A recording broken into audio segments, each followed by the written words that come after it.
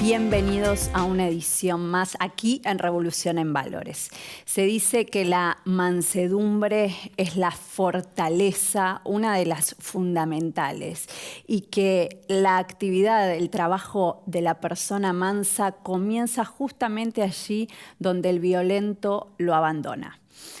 En estos últimos tiempos, nuestra querida Argentina vive momentos de mucha agitación, especialmente en sus aspectos económicos, políticos, y todo esto desencadena obviamente en el aspecto social. La justicia como herramienta tiene mucho que ayudar en esto como herramienta pacificadora, y pacificadora en cuanto a que le corresponde generar paz social, tanto como a los otros órganos del poder. Para hablar de esto y mucho más, de los avances, de la justicia que nos merecemos como nación, hemos invitado a alguien muy especial hoy en nuestro living, al exministro de Justicia, Germán Garabano. ¿Cómo le va? ¿Qué tal? Muy buenos días. Bueno, un gusto hablar contigo. Lo mismo. Doctor, como decimos, bueno, es sabido, lógicamente este es un programa de valores, siempre tratamos de sobrevolar algún valor. Hoy la mansedumbre, porque lógicamente, y esto enarbolarlo con la justicia, como herramienta pacificadora, como herramienta que permite lograr equidad y justicia en toda sociedad, ¿no? En toda relación humana también. Sabemos que nuestro país está viviendo circunstancias muy acaloradas y muy sensibles, y esto se percibe en la calle, y también vamos a ir de lo micro a lo macro, pero se ve en la calle un aumento de la criminalidad organizada, que le compartimos a la audiencia, es uno de sus métiers, el derecho penal es su métier. Digamos, ¿qué nos puede decir en punto a esto, ¿no? Porque mucho tienen que ver los delitos complejos para ver si a la gente se le puede explicar a qué se debe todo este aumento y qué respuesta puede dar la justicia. Bueno, muchas gracias. Sí, ahí quisiera hacer como dos puntualizaciones.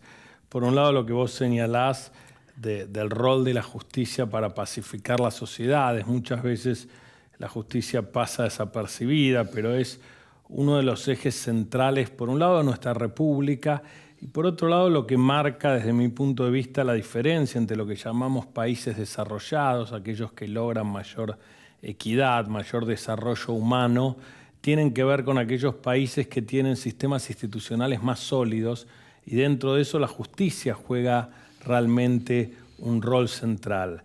Y en el caso específico que vos señalás de la criminalidad organizada, lamentablemente Latinoamérica en su conjunto es una de las regiones más violentas del mundo, donde mayor cantidad de homicidios dolosos se cometen. Si uno analiza las cifras de Argentina, no son tan altas comparadas con muchos de los países de la región.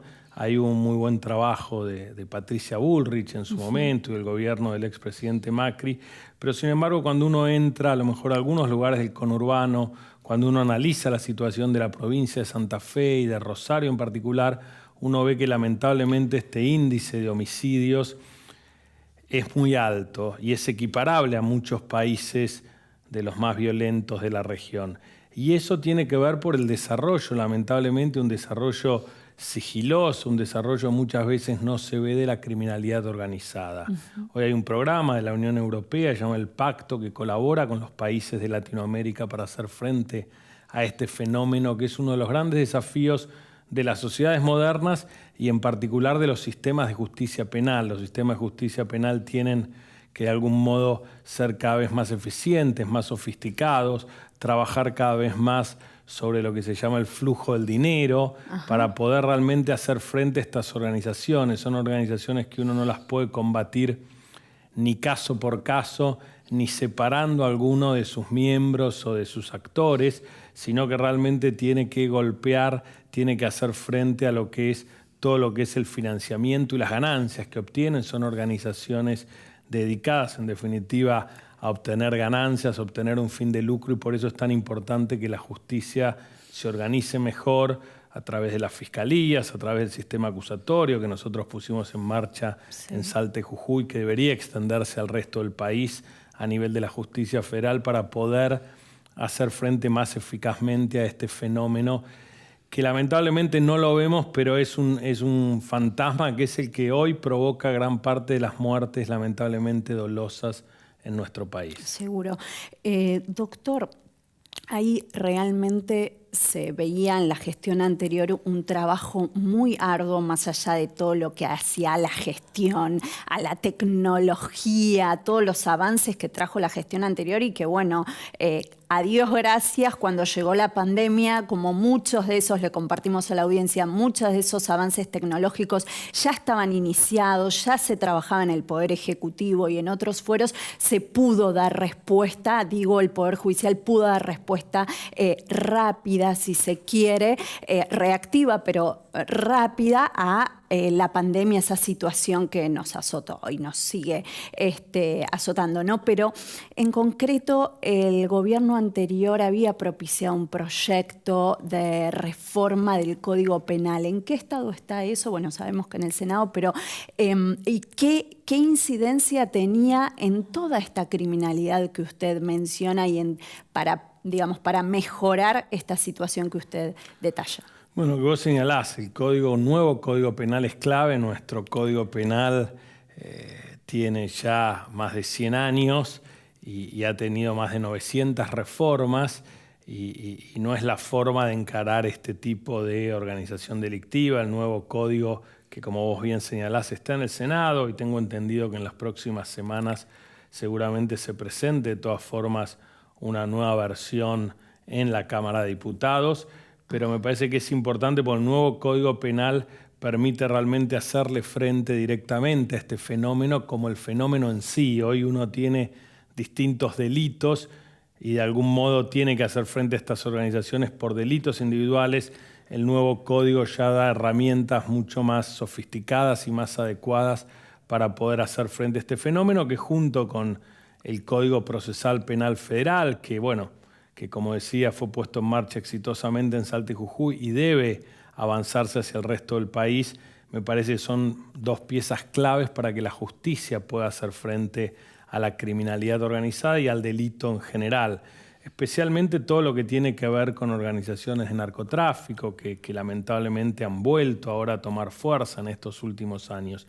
Y como vos señalás, por otro lado también los temas de gestión y de tecnología también son cruciales y lamentablemente vemos que después de la inversión que nosotros hicimos durante el gobierno a través del programa Justicia 2020 y que se pudo avanzar en todas estas cosas de un modo sistemático, de un modo organizado, eso ha quedado en realidad en un modo pausa y esperemos que este gobierno, si no el que venga, pero ojalá este gobierno pueda realmente retomar. Nosotros ya tenemos programado lo que se llama Justicia 2030, que es cómo continuar este programa hacia el futuro con una reforma realmente sustancial de la justicia, pero una reforma de cara a la gente, no de cara al político de turno que necesita solucionar un problema judicial. Me parece que lo central es cómo nosotros logramos que la justicia le brinde un mejor servicio a la gente en materia de sus conflictos de familia, de sus conflictos civiles, comerciales, de sus conflictos laborales, y también que pueda hacer frente como una herramienta eficaz a los temas de justicia penal que se relacionan directamente con la inseguridad que sufrimos todos los argentinos. Seguro, en definitiva lo que se pretende es mayor acceso a la justicia, ¿no? Entender una justicia cercana al ciudadano común, porque si entendemos bien y para compartirle a la audiencia, la reforma de este Código Penal de algún modo lo que pretende es darle prioridad al fiscal y que la investigación sea más veloz, ¿verdad? Doctor. Así es, la idea es que como funciona hoy en la mayoría de los países, en casi todos los países de Latinoamérica, funciona en los países más desarrollados del mundo, la idea es que en definitiva los fiscales cuenten con herramientas para poder investigar esta criminalidad organizada en su conjunto y en definitiva lleven ante el juez a estas organizaciones y no a cada uno de los individuos en forma separada.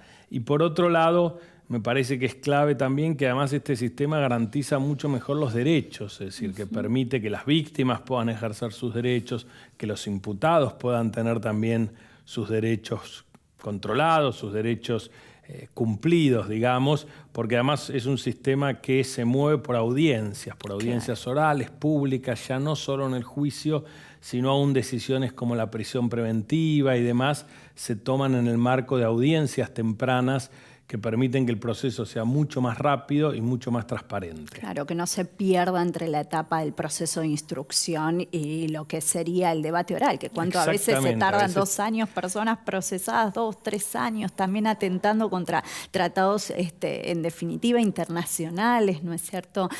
Bueno, ojalá, Dios mediante, se pueda lograr ese avance en el comienzo del Código Penal que la gestión anterior propició. Doctor, bueno, un punto también en esto, porque no es menor, y usted lo analiza detalladamente en sus estudios, el régimen penal juvenil, que ya ha quedado, bueno, obsoleto. Ahora me gustaría que le puntualice a la audiencia y, en definitiva, lo mencionamos porque, bueno, Rosario es el foco de violencia. El sábado una madre fue baleada, falleció en el instante, creo, su hija lucha por vivir. Luego, en otros lugares de la provincia de Buenos Aires también tenemos situaciones así propiciadas por menores de edad. Entonces, ¿qué pasa? ¿Qué solución se le puede brindar a la gente? Digamos, en lo inmediato sabemos que no, pero ¿cuál es el camino? Bueno, como vos señalás, lamentablemente los jóvenes, generalmente los delitos los comete la gente joven, y dentro de la gente joven claramente hay un abuso de los más jóvenes, ¿no? Por parte de aquellos que son más grandes o por parte de estas organizaciones criminales que aprovechan muchas veces a los niños, ¿no? A los adolescentes, y los involucran en estas organizaciones criminales. Y ahí lo que es clave es hacer un abordaje diferenciado, es decir, nuestro sistema lamentablemente aún hoy y tradicionalmente siempre, por alguna mirada a veces de mal llamado garantismo o de sectores realmente que tratan de despenalizar el sistema, cuando hay jóvenes involucrados trataban de rápidamente, de algún modo, separarlos del proceso penal y como que nada hubiera pasado. Ajá. Y además el Estado nunca les daba, en definitiva, respuesta, y esos jóvenes volvían a reincidir en el delito, entrando en un círculo vicioso del cual era muy difícil salir, y lamentablemente muchas veces salían sin vida, ¿no? de este proceso. Entonces, nosotros en su momento se trabajó mucho en un nuevo régimen de responsabilidad penal juvenil que no deja impunes a los jóvenes que cometen delitos, especialmente delitos graves, pero sí les hace un abordaje diferenciado y un abordaje que permita sacar a los jóvenes de este círculo vicioso y tratar de algún modo de reincorporarlos a la sociedad, cadenas productivas, a darles valores, educación. Y me parece que esto era clave. Ese proyecto también está en el Congreso Nacional, en su momento se presentó en la Cámara de Diputados. Habían trabajado expertos internacionales, de UNICEF, de distintas organizaciones, y realmente se había hecho un código de avanzada. Yo estaba realmente muy orgulloso de ese código que se presentó, que bajaba la edad de imputabilidad a 15 años, no como un tema central, pero sí como un tema que nosotros habíamos detectado que lamentablemente el quiebre en el ingreso al delito se da entre los 14 y los 15 años, sobre todo el delito violento, y además era una ley que permitía a los jóvenes inimputables, menores de esa edad, realmente darles un temprano acompañamiento por parte del Estado, ¿no? Para, como digo, sacarlos del círculo vicioso del delito. Hoy estamos en el peor de los mundos, con un decreto ley de la dictadura que no sirve para nada, que lo que hace es que muchas de estas conductas queden impunes, que por otro lado tampoco no brinda un acompañamiento por parte del Estado. Entonces vemos cómo lamentablemente los jóvenes terminan siendo víctimas y victimarios de este fenómeno tan duro, ¿no? y tan violento, y que muchas veces marca generaciones completas. Bien. Doctor, cambiando el ángulo, pero siempre en torno a la justicia, lógicamente, nos vamos un poco al contexto, ¿no? Y si se quiere vinculándolo con lo político, el oficialismo, bueno, la doctora Cristina Kirchner en su momento propició hace poco tiempo el posible aumento de los miembros de la Corte. Sabemos que usted desde Revolución en Valores es crítico en punto a esto, pero si puede explicar a la gente en pocas palabras el por qué, sí, porque en definitiva lo que ellos argumentan sería una democratización, ¿verdad?, al generar un aumento de miembros en el máximo tribunal. ¿Qué opina?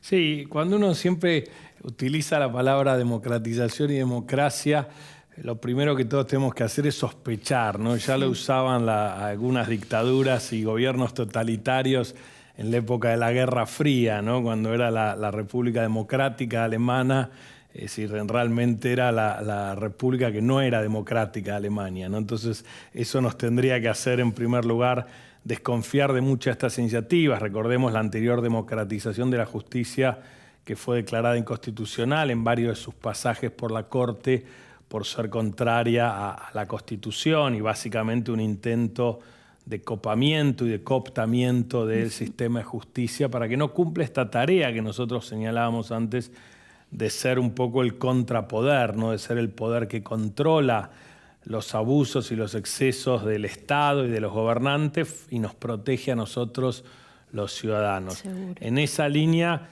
me parece que este ataque, que se vio también en un video bastante intimidatorio en partes de su contenido respecto de la Corte, me parece que es un ataque de nuevo que busca volver a este esquema a lo mejor de renuncias y de volver a generar esquemas para tratar de cooptar a la justicia.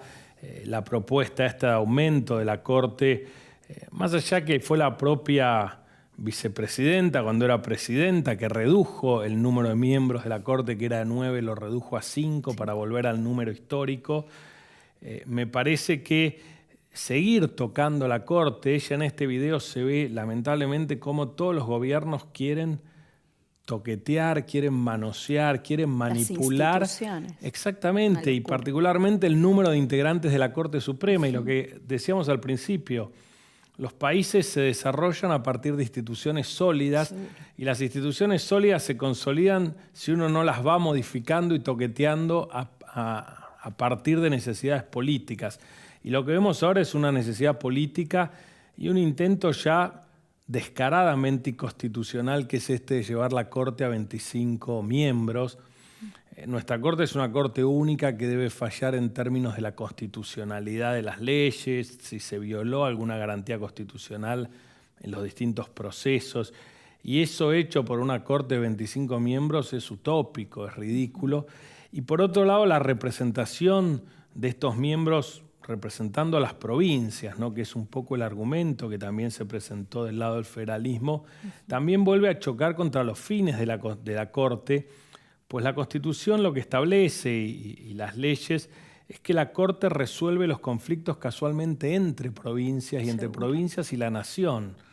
Si uno pone representantes de todas las provincias, realmente estaríamos en una situación bastante llamativa donde incluso esos miembros no podrían intervenir en este tipo de procesos. Con lo cual, para que la gente entienda, es claramente un intento nuevo de cooptar la justicia, de tratar de hacerla fin a los intereses políticos del oficialismo y atacar a estos jueces que están hoy en la Corte, que se ve que resultan demasiado independientes para el gobierno de turno. Amén del gasto que le generaría a todos, que nos provocaría. Son miles de todos, millones ¿verdad? de pesos por año el gasto. Imagínate. Nosotros hemos hecho un análisis y en términos de infraestructura se necesitarían habilitar obviamente nuevos despachos. Seguro. Cada juez de la Corte tiene un número más o menos alto de colaboradores.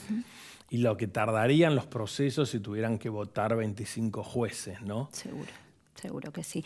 Doctor, muchísimas gracias por su participación. Todo tiempo es escaso con el doctor Garabano porque realmente los que conocemos de temas de derecho, digamos, de la facultad, del mundo académico y demás, sabemos que es una persona muy estudiosa, muy requerida y bueno, le agradecemos la presencia desde ya. Antes de despedirnos, vamos aprovechando la presencia del doctor, que es un especialista en innovación digital y tecnológica, les compartimos decíamos, una de las últimas obras de la editorial Hammurabi, realmente un libro para no perdérselo y material de estudio asegurado por el derecho que se viene. Sin lugar a dudas, la nueva revolución, la cuarta revolución industrial, irrumpió y en forma muy marcada nos obliga a formarnos para brindar lo mejor, por supuesto, a nuestra gente en cuanto al servicio de justicia, ¿no es cierto, doctor? Muchísimas gracias, realmente es una obra muy valiosa. Están los grandes desafíos de la justicia y de la sociedad en materia de innovación digital, y el cybercrime o el ciberdelito y todas las implicancias que tiene nuestra sociedad moderna. Así que bueno, muchas gracias por la invitación y muy buen libro, muy buena recomendación. Bien, un placer. Señoras, señoras, esto ha sido todo por hoy. Continuamos con más Mercados por Expertos.